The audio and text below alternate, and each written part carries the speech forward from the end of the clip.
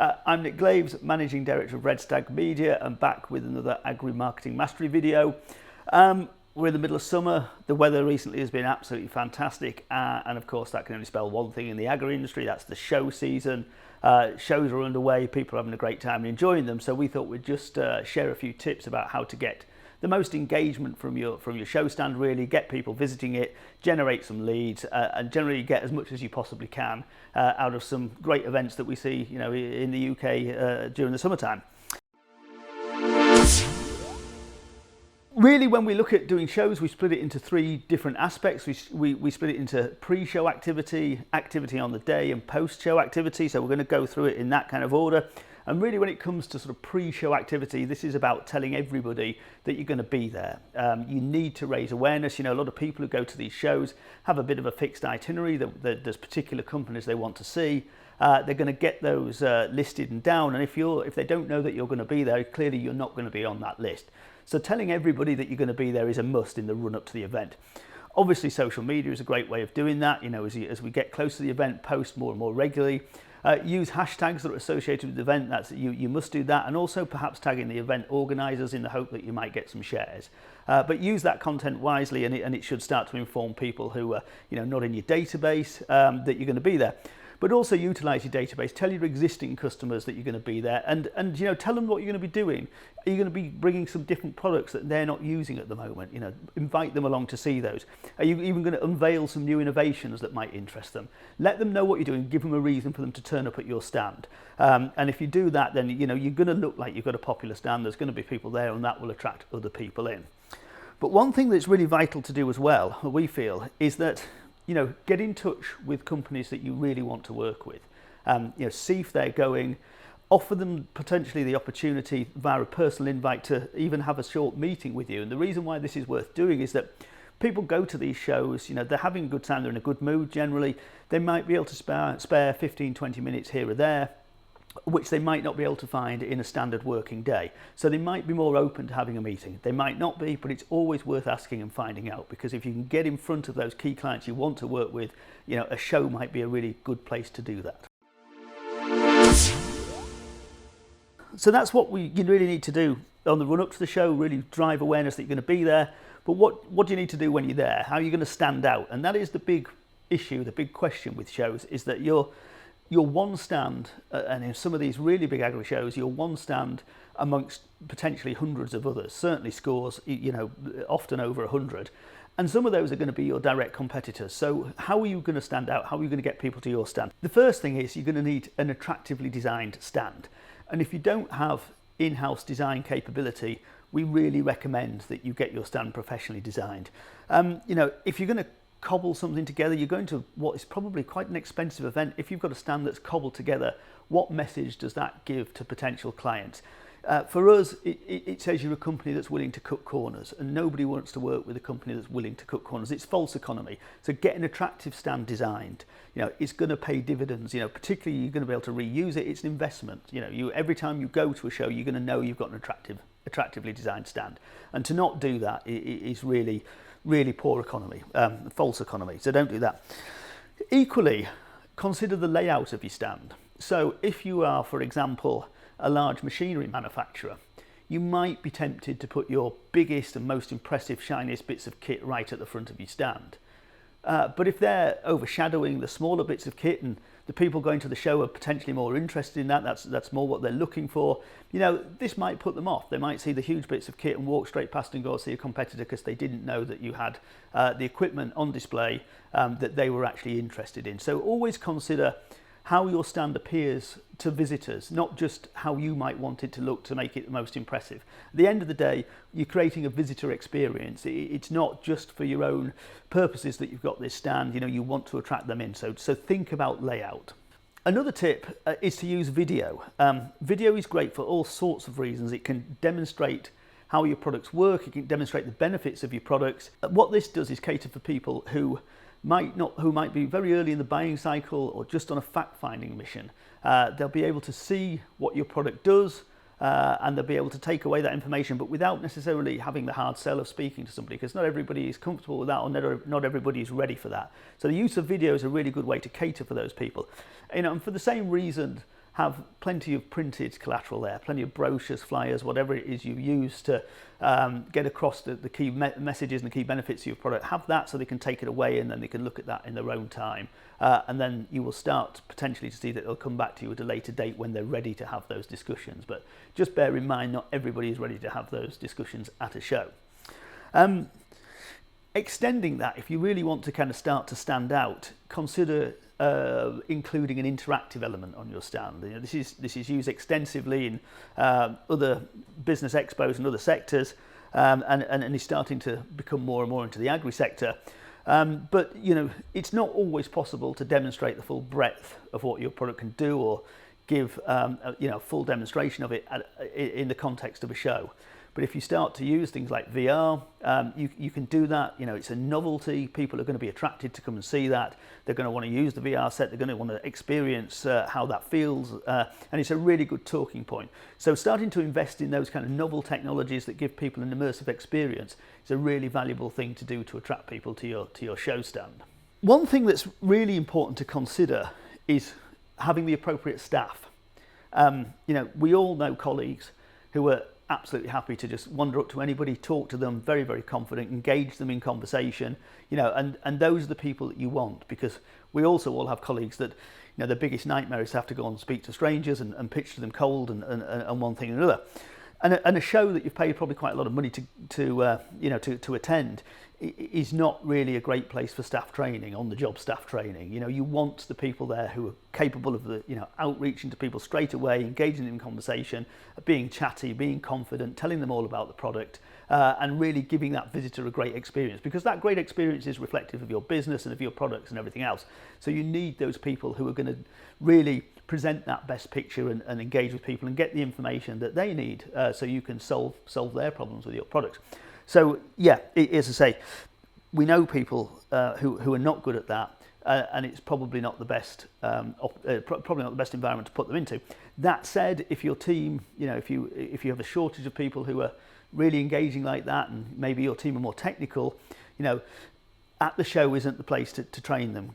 Get them some training before you go to any of these shows to be a bit more engaging and open and speak to people, because if they don't do this, or your staff don't do this throughout the event, then you're really not going to come away with anything that any value from what you've invested in going to the event. Another great way to potentially get people to your stand is to have some activity such as a product launch. If you have a product that's almost ready to go, launching it at a big show can be really, really effective. And particularly if you make a lot of this in the run-up to the show. We talked about pre-show activity, but if you're telling people that, you're teasing people, a bit of a teaser campaign about what you're going to launch, new innovation, something new to the whole industry, something that might potentially be game-changing, launching that, having an official launch event at a particular time at a show is a great way to kind of capitalise on that, and to augment that and extend that. One of the things that you should always do when going to these events is to check out what media is going to be there, or if the event itself has a media partner. Get in touch with them, and particularly if you're doing an event or a product launch, and tell them about what you're doing. Most of the stands there is going to be people talking straight to the visitors, probably not doing a great deal more. So if you're doing something a bit more newsworthy than that, something a bit more meaty, you're using that show as an opportunity to say launch something new, tell them. It's not guaranteed to work. They're not necessarily going to come down to your stand, but it's certainly got a much bigger chance of them doing that if you've got something really good going on and you let them know beforehand. And there's of course like a few tried and tested things that you can do in terms of engagement. The classic ones that are definitely worth doing, and people do them because they work, is to have free hot and cold drinks on your stand. Obviously, if somebody's going to drink a drink in your presence, they're going to be there for longer. That can be a double-edged sword from the point of view, really what you're trying to attract to your stand is qualified leads, people who potentially will convert into customers, and obviously some people who come along might just want the drink, and they're never going to be a customer, and you've got to gauge that obviously and manage those conversations. But truly interested parties that might become customers, get them a drink and make sure that you have a good engaging chat with them. And it's the same with, providing, if you can, a small place for people perhaps to take the weight off for a bit. If you're walking around a big event all day, people will love the opportunity to just sit down with a cup of tea or whatever for 10 minutes and take the weight off. And again, or you're always going to have the same problems. It might not be people who are particularly interested, but you'll soon find out and try and manage those things. And the ones that come along who potentially could turn into leads, capitalize on those and make sure that you speak to them about what issues they're having and how you can potentially solve those. So they're always great. Giveaways, of course, are an absolute standard, but you have to consider the value in these things. Hats, for example, and caps. I mean, how many companies give away hats, and how many visitors, how many hats to visitors to these shows actually collect in the end? Probably countless. That another cap or another hat is probably not that valuable. Same with things like notepads and pens. They might be. To us who work in marketing and PR, actually, the more notepads and pens we can get, the better. We really like those, but are they going to be useful to farmers who are looking at buying machinery? I'm not convinced that they are. So really think about, what value these giveaways items are bringing. One of the most valuable things that we actually ended up getting is a boot mat, and we use this in the office to this day. It's really, really useful, and it's a branded boot mat, so every time we use it, we're reminded of the company. So thinking a little bit outside the box like that might be, that's a useful way of doing giveaways, but try to keep away from the cliches and the stuff, because you're probably just throwing your money away. Another often used technique is competitions. The old stick your business card in a box and we'll pull it out and somebody gets a cheap bottle of champagne. Well, again, consider the value in this. People have got wise to the fact that they're going to get follow-up calls, they're going to get follow-up emails, and are not, probably a bit more reluctant than they used to be to give away their details because of that. So if you're going to go down that route, make sure the prize is desirable. A cheap bottle of Plonk probably isn't really going to cut it. So make sure that you're going to give away something valuable, and that will optimize the chance of getting cars. And the other thing that you could add to this, which I've seen used quite successfully, is a charitable donation, actually. So where on a stand they will say, drop your business card in the box, and for every business card we receive, we'll give £1, £2, £5 to charity. And if the charity is one that really is integral to the industry you're in, if it, whatever it might be, that can be really valuable, and people will actually sort of go, okay, well, that's a nice thing to do, so I'm gonna risk it on this occasion. So give people that value and give people that incentive to enter these kind of competitions. Final point in terms of on the day stuff, make sure appoint somebody of your staff to do the social media. Do some live updates, take some pictures, tag in the event organisers, as we said in the pre-show activity, use the hashtags, just generally give an impression of having a busy day, having a great day, enjoying it, solving some people's problems, collaborating with other people and just really enjoying the show. It always looks great on your socials. It may well get shared, it probably will, so it's going to extend what you're doing that little bit further, and it's really worth doing that. Okay, those are the main kind of aspects to cover the activity we'd recommend doing on the day. There are a couple of post-show activities that we'd recommend, just to make sure you kind of squeeze every bit of value out of your event. The first thing, and we can't recommend this highly enough, is that hopefully doing some of this activity you're going to have generated some truly qualified leads on the day. Get in touch with them, follow up with them. Do not let them drop off your radar. Don't wait a week. Next day if possible, if it's a show at the end of a week, early next week at the latest, but follow up with them, because those leads will quickly go cold as people get back into their day-to-day work, and the show becomes a distant memory. And if you haven't followed up with them, you're potentially losing new business right there. And then you have to question why you went to the show in the first place. It's to generate leads. So if you're not going to follow up with the leads that you've got, it probably will be a wasted budget. So we can't stress that enough. If there's hot leads on the table, go out and get them, converse with them, start to build those relationships.